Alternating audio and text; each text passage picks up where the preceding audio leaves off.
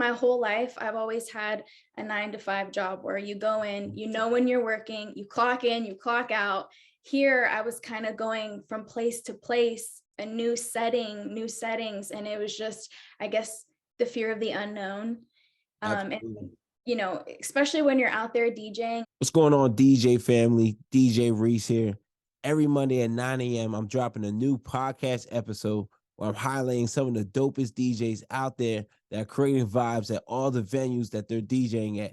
If you want to hear these stories, level up in your DJing. If you're a new beginner DJ, you need new tips. You want to hear that inspiration from the DJs who started out new, that are taking their DJing game to the next level. Well, you got to check out WeCreateTheVibes.com. Every Monday, 9 a.m. New stories, new episodes from the dopest DJs out there killing it in the game right now. Hosted by DJ Reese. Again, check out WeCreateTheVibes.com. Welcome to another episode of We Create the Vibes podcast, where we go out there and find dope DJs who are out there just doing dope things, creating vibes in every environment that they touch. Ladies and gentlemen, today's special guest is DJ Foxy D. What's going on? What's good? Man, everything is good. Thank you. No, I appreciate you. Thank you for coming through. Thank you for taking that time. Of course. Got to take the opportunities always, you know, as they present themselves. Got to. Absolutely. All right. So talk to me about your upbringing. Talk to me about the music you grew up listening to, the upbringing, what was played in your household. You know, talk to me about that. I feel like I've always been the DJ, even before I even knew what that was. I didn't know anything about DJing when I was growing up, but I was always, my biggest inspiration was Selena. So I grew up like dressing like Selena at whole little concerts and stuff like that as a little girl. I'm from Colorado Springs. Okay. So my family moved us out here in Vegas, and just going through school, especially high school, I was always that girl that was like making mixtapes, bringing CDs in my friend's car at parties. I'd be on the computer, like creating playlists. In the household, it was just, my dad loves rock. So it was like Metallica, Ozzy Osbourne, Lil Wayne I grew up on was my favorite, still my favorite. Okay. Just a little bit of everything, you know, my grandfather, George Strait, Johnny Cash, so many different elements, you know. Absolutely. I see the diversity in music too as well. So no, that's dope. That helps a lot when reading a crowd too. It's like, I got a little bit for everybody in here. Don't worry. Absolutely. And you grew up with it too. So no, that's the dope part. So tell me about this address right here. 5165 Fort Apache Road, Unit 175, Las Vegas, Nevada. Tell me about this address. Fort Apache. I don't know nothing about that. Oh, Blend. Blend DJ. I was like, hold on a minute. Oh, yeah, I hit you with the address. We couldn't just straight up ask that, but yeah. There you go. I hated the drive. I live in Henderson, so it was a long drive, but well worth it. So how long was the drive from like 30 minutes, something like that. Long drive. That's why I was like, Florida Apache. I never go over there. What are you talking about? Yeah, the big blessing in my life, Blend DJ Institute. That's where I learned pretty much the whole mechanical end of DJing. Yeah. Nice. But okay, so why Blend? Was there any other institutes, any other schools you were looking at, or was just Blend top of your list? You know, this was back in 2017, and I don't remember there being a lot of opportunities to learn, to be honest. I had a friend come to me and he wants me to teach him how to DJ, and I didn't have the time at the time, but I might take on some students. But I did my research and I was like, I wonder, you know, if there's schools out there still that do it. And there's actually a lot now, but back then there really wasn't. I just remember the website, you know, and just being intrigued by the lessons and, you know, you go through a certain, you know, series of lessons, and then you get your certificate, and then you move to the next level. And, you know, so I was like, okay, there's plenty of room to grow here. And they also teach how to produce there. So they teach scratching, digital DJing, all of that. So I was like, I can learn everything here. Very dope. So how were your classes? You know, how were they very intense? I mean, was there a time during class where you're like, I mean, this is nothing, or was it challenging? You know, talk to me about your classes. Did you come home with homework? You know? Yes, yes. So It was challenging. I dealt with a lot of social anxiety, and that's why I owe so much thanks to DJing, because it absolutely got me out of my shell and helped me like face my fears. Because there was this overwhelming feeling of like being scared to fail. Like I go in here and I'm putting myself out there to learn. And what if I'm not good at it? Wonder if, they laugh at me, whatever those fears were. I walked in a little timid, a little shy, a little scared. And, my mentor, Andrew Bina, shout out, he taught me a lot. So he helped me get out of my shell and just to be comfortable with what I was doing. But I did get homework for sure. Some of the homework would be, whatever we learned that day, take it home and practice. One of the things was I hadn't had a DJ name yet. And he's like, okay. okay, this is your homework. You need a DJ name.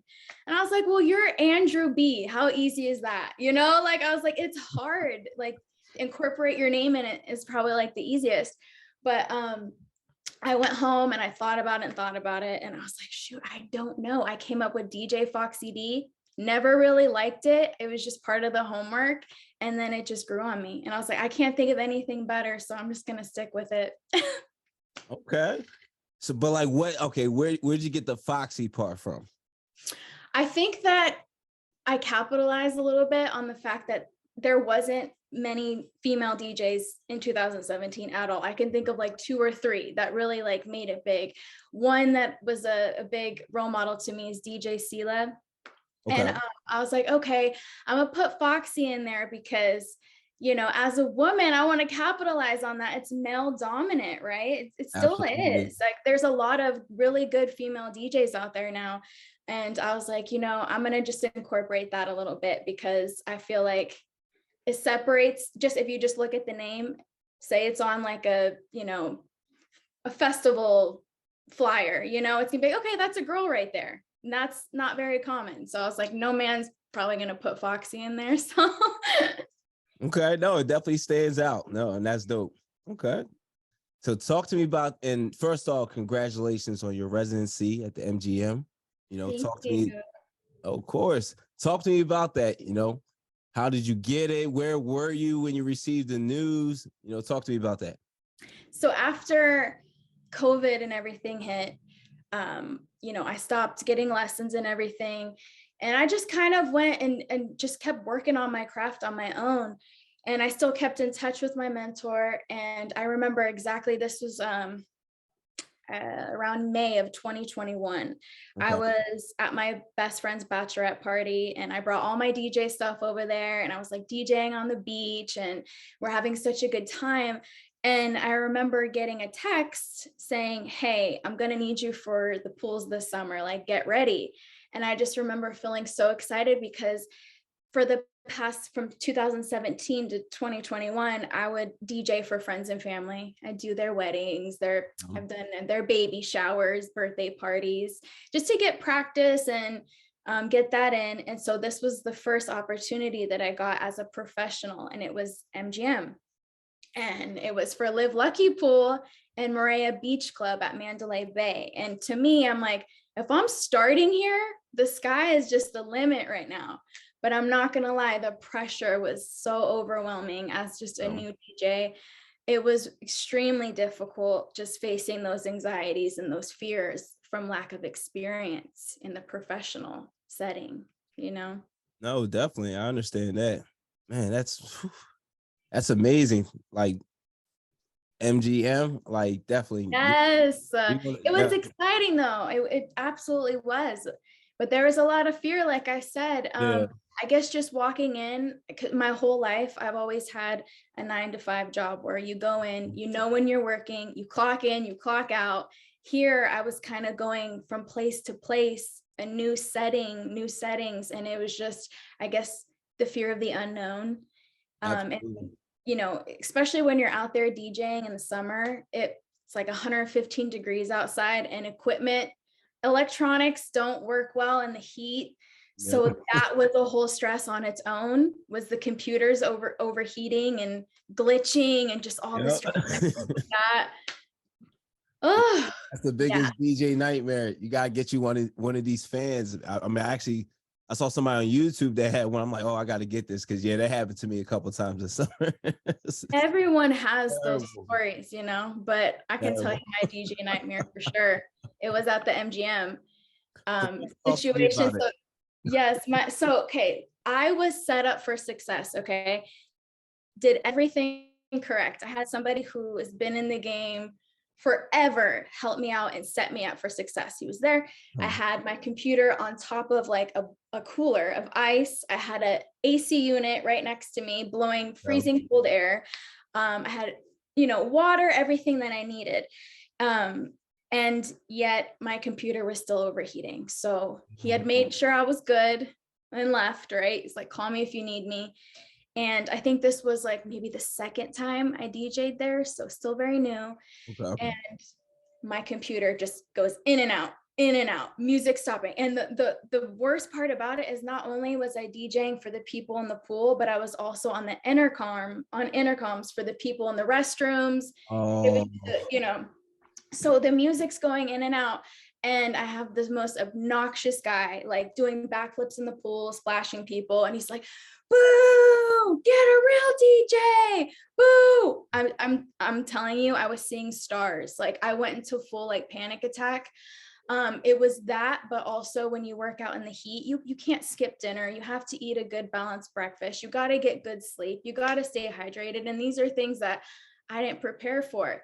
So I went into like panic mode and I was like seeing stars. And I just remember I put on like a premix and I just like went to the restroom. And I call it, when I tell the story, I call it my 8 Mile moment, because I turned something so bad into something that's actually inspiring. I was like Eminem, dude, around the toilet, just like gagging, like calling my mentor and being like, please help me. I can't do this. I can't do this. He's like, you can do this. Just take a breath, and he's like, I'm sending somebody over.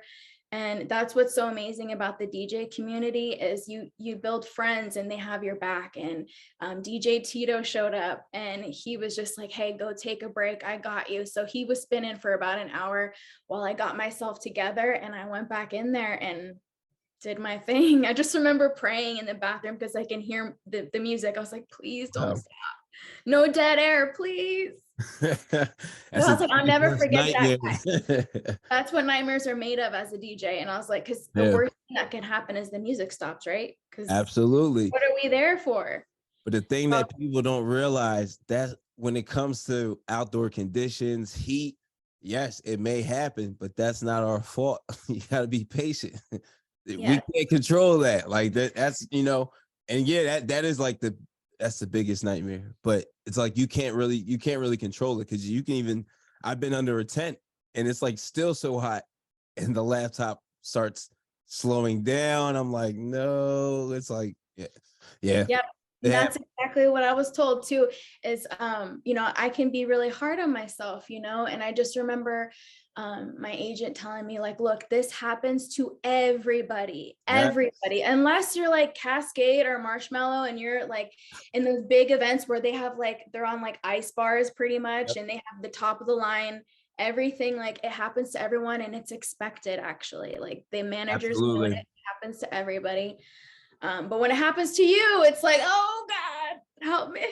Jesus, take the wheel, Absolutely. And people like don't realize, DJs, we go through it too, like sometimes, on set, we might have like a meltdown and we're like trying not to exhibit and show any of it, but people don't realize like, we go through it too as well, like lose our minds and, and then come, settle back in and, get back to business. But it happens, Gotta just, when those moments happen, it's like a little trick that I do is like, I just like zip myself up in this armor. Like, and I think about like, if I'm not feeling so confident, this was years ago. I feel like I found my confidence. I found it finally. But, back then I didn't have that necessarily because I was lacking the experience.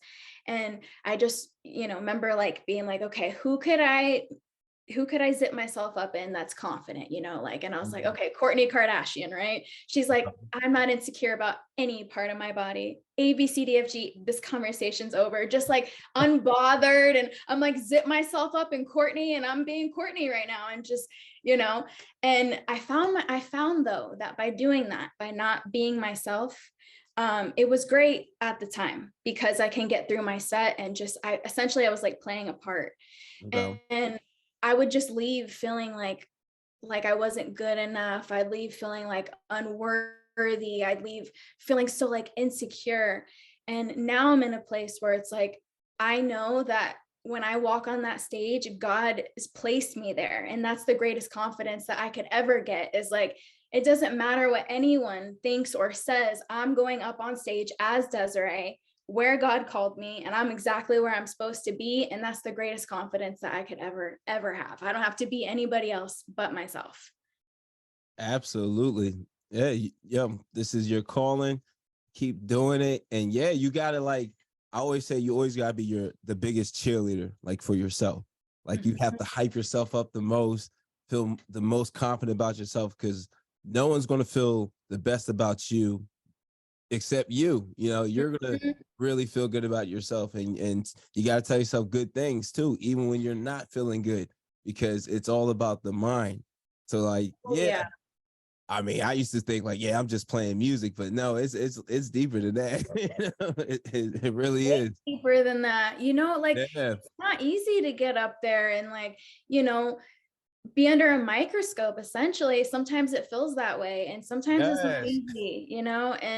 And that's where the confidence comes in. And whether, you know, it's a good set or a bad set, because you know, as a DJ, something always goes wrong, like whether it's a chord Yep. or you forgot something or whatever. It's an opportunity to learn. It's an opportunity to grow in every aspect. So that's how I see it.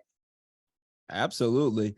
So talk about being under a microscope. You know, sometimes I notice, I think people are just hard on DJs in general, but then I feel like, to me, sometimes there's a split too.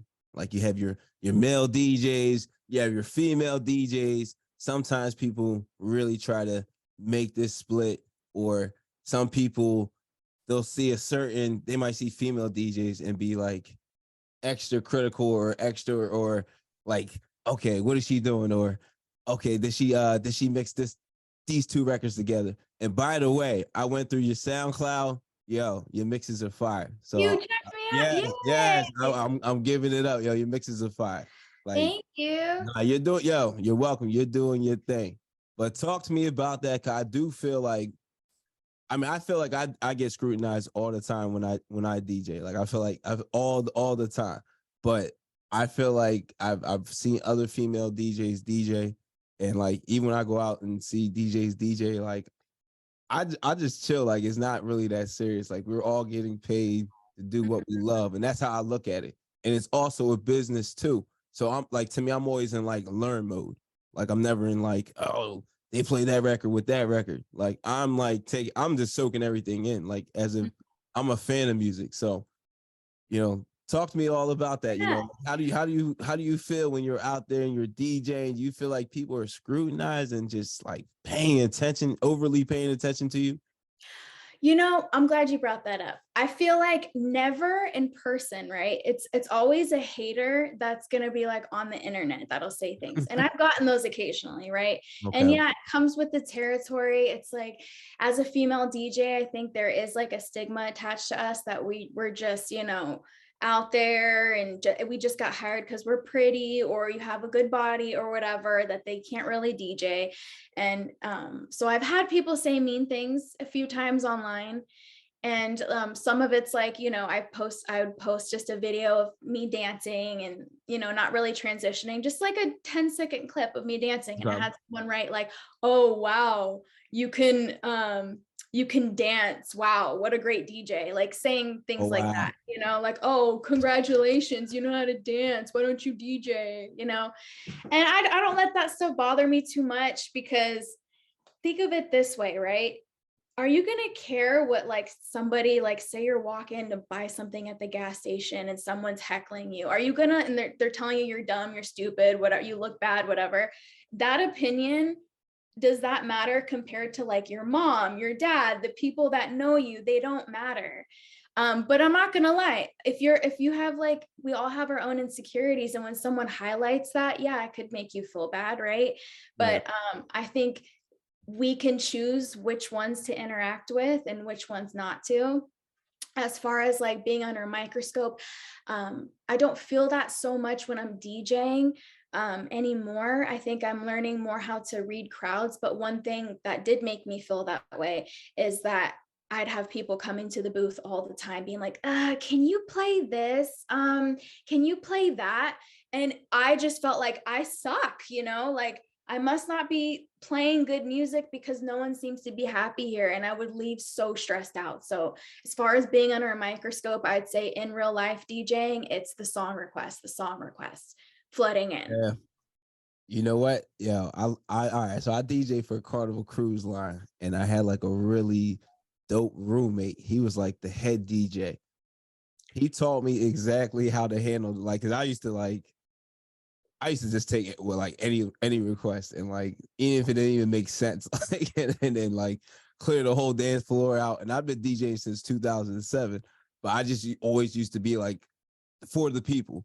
But Yeah. like sometimes it's like, yo, this doesn't even make sense. Like I can't, but it's like, it's a way to do it. I You know, know it's a way exactly to what do you mean. it. But I used to never understand it. I used to be like, oh yeah, I'm gonna play. Or it's like, I have like the chick that comes up to me like, oh, I'm about to leave right now. I need to hear this right now. And I used to be like, oh, okay, all right, I'll play. It's like, no, have a nice night. Thank you for coming. but, Yes. but yeah, it'll definitely, like, sometimes some song requests, it'll definitely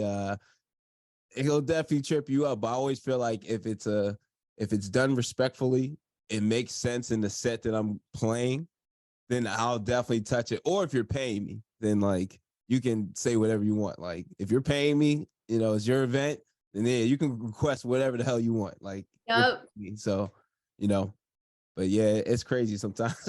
I have like, so it's like the requests flooding in would be a little stressful because, you know, I feel like the lack of experience in reading a room, that was kind of weighing on me. So I just felt like I wasn't good enough or whatever, but I'd have people aggressively like coming up, especially I was DJing at Boulder and at Kicks Lounge. And, people would come up and straight up be like, hey, nobody likes this music here. Like passerbyers, like drunk, would be like, this is not what we like here. Like you It's got to very play some fancy. Metallica, play that. And I'm just like rude. And I'm like, how would you like if I came to your job and told you like, you're not good enough? Like, you know?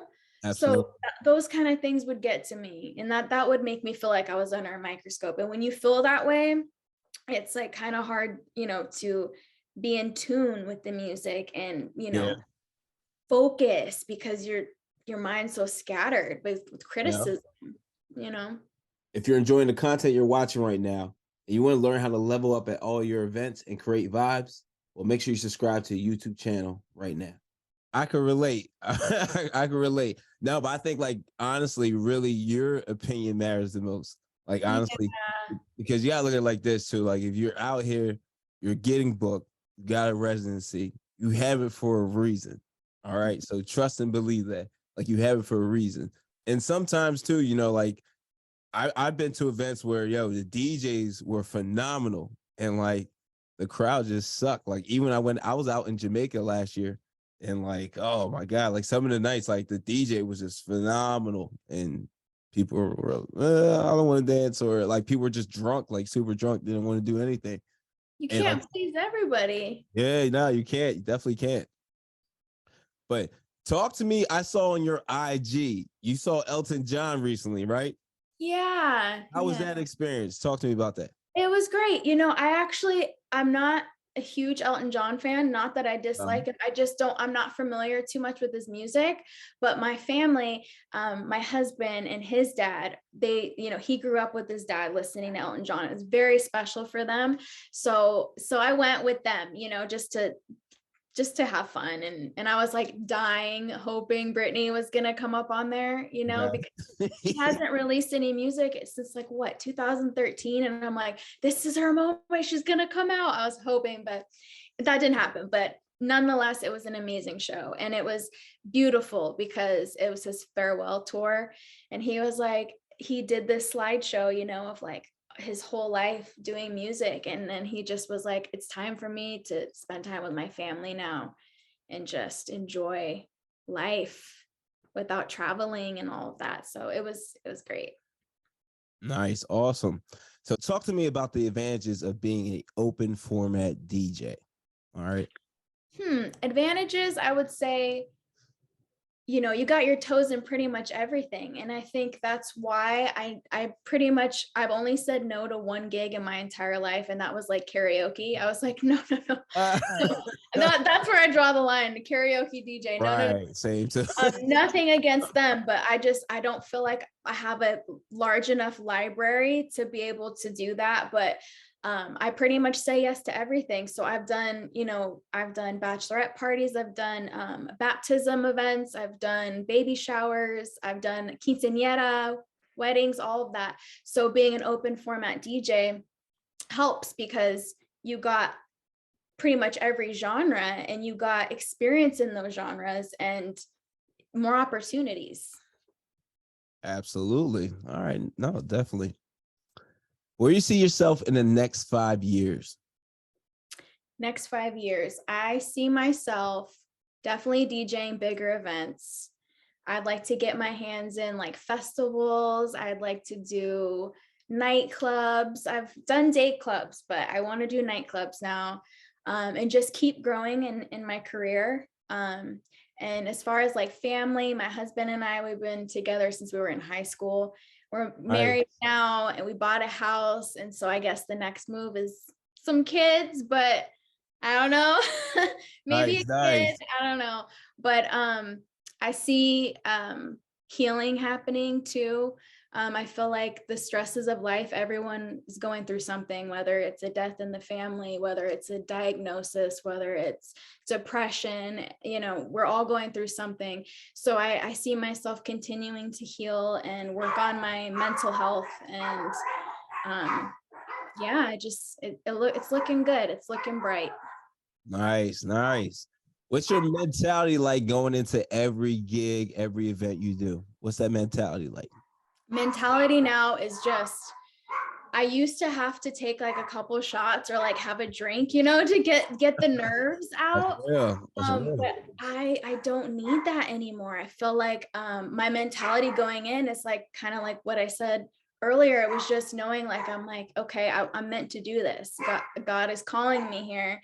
And that gives me all the confidence. That's where all those doubt and all that worry goes away, is that mentality is like, I'm here for a reason. I'm here to spread joy. I'm here to feel joy.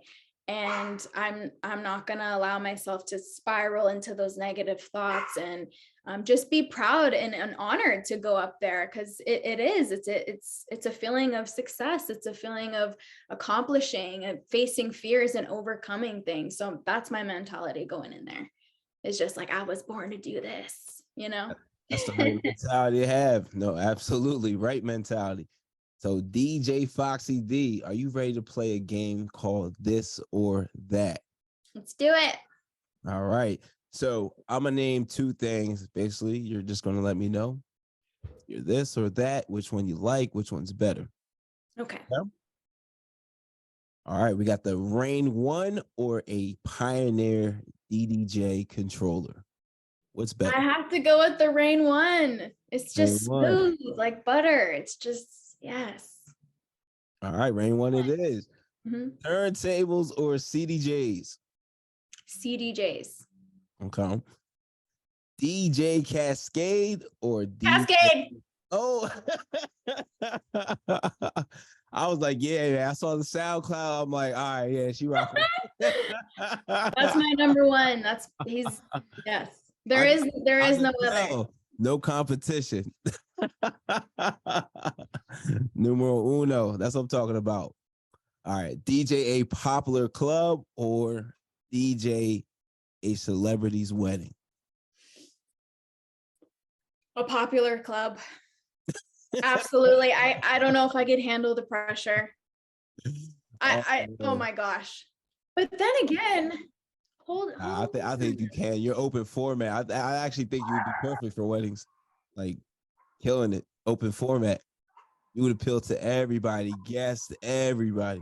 I'm gonna actually change my answer. I'm gonna say the celebrity wedding because yeah, I think that would be a great opportunity, and you know, it will open more doors, hopefully, right? Absolutely. Celebrities, yeah. Absolutely. All right. Which song request is the worst? Baja Man, Who Let the Dogs Out, or Gangnam Style? Who Let the Dogs Out? Yeah. I can get down with Gangnam Style. That one's not too bad. Who Let the Dogs Out? I can't think of one place that could fit in there except for maybe a kid's birthday party. Yeah, that's really it. Probably it. Yeah. Really it. Oh man. DJ Foxy D, how can the people find you? How can they get in contact with you? I would say the best way is Instagram at DJ Foxy D, or my website, www.djfoxyd.com. That would probably be the best ways to get in touch with me. DJs, people, everybody, y'all hear that? Man, DJ Foxy D, I really appreciate you coming through for the episode. I mean, did you have a great time? Yes. Thank you for having me. It was so comfortable talking with you. Hey, no, I appreciate that, man. You were amazing. Another episode, Recreate the Vibes podcast.